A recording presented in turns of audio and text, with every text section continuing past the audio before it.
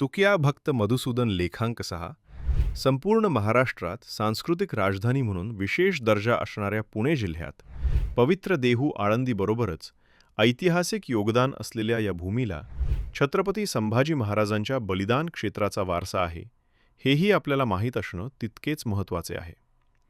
श्री तीर्थक्षेत्र इंद्रायणी काठी, देहू आळंदी या सांस्कृतिक आणि आध्यात्मिक पवित्र भूमीत भंडारा, भामचंद्र, घोराडा डोंगराला संत तुकाराम महाराजांच्या साधनाभूमी, तपोभूमी, साक्षात्कार भूमी म्हणून ओळखल्या जातात.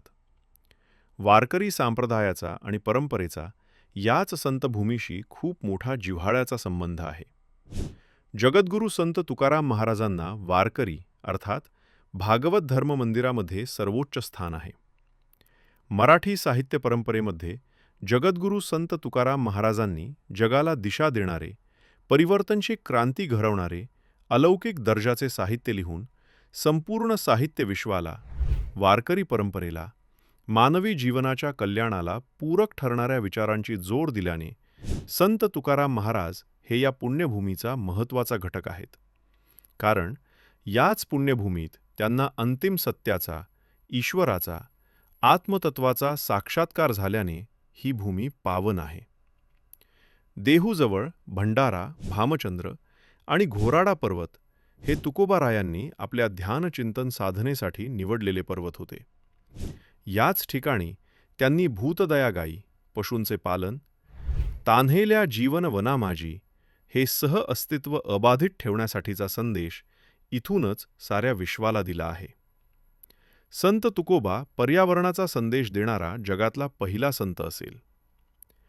वृक्षवल्ली आम्हा सोयरे वनचरे, पक्षी ही सुस्वरे आडवीती या रचनेची निर्मिती करून पर्यावरणाचे महत्त्व जगद्गुरू संत तुकोबारायांनी तुम्हा आम्हाला दिले. ध्यानमग्न अवस्थेसाठी निवडलेली ही नैसर्गिक भूमी हिमालया इतकीच महाराष्ट्राला वंदनीय आहे. निसर्गरम्य, वातावरणात शांतीप्रदान असणाऱ्या या भूमीमध्ये संत तुकाराम महाराज आपले अभंग गात होते, लिहित होते. त्याच ठिकाणी त्यांनी ध्यान, चिंतन, साधना करून आत्मसाक्षात्काराचे वर्म अनुभवले. यज्ञभूतांच्या पाळणा, भेदकारया कारणा, पावावया उपासना, ब्रह्मस्थानी प्रस्थान हे सृष्टी निर्मिती पाठीमागचे रहस्य जगाला आपल्या अनुभूतीतून, अभंगातून सांगितले.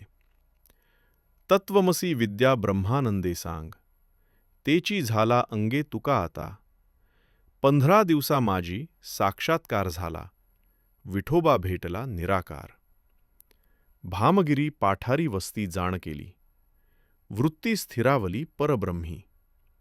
भामचंद्र पर्वताच्या पाठारी संत तुकोबारायांना निराकार विठ्ठलाचा साक्षात्कार झालेला या अभंगातून दिसून येतो. भामचंद्र पर्वत हा एकांतवासासाठी पूर्ण अनुकूल आहे हे ओळखूनच तुकोबाराय साधनेसाठी निसर्गरमणीय वातावरणात तेथे साधनेसाठी जात असत. तुकोबारायांना चिंतनासाठी ही भूमी अत्यंत प्रिय होती. ते त्यांच्या अभंगातून असे म्हणतात: तुका म्हणे आम्हा एकांताचा वास, ब्रह्मी ब्रह्मरस सेवू सदा. त्याच पुण्यभूमीचे संरक्षण करण्याचे काम तपोमूर्ती तुकया भक्त मधुसूदन महाराज गेली अनेक वर्ष सातत्याने करत आहेत. इति संकलन व लेखन विजय दणाने.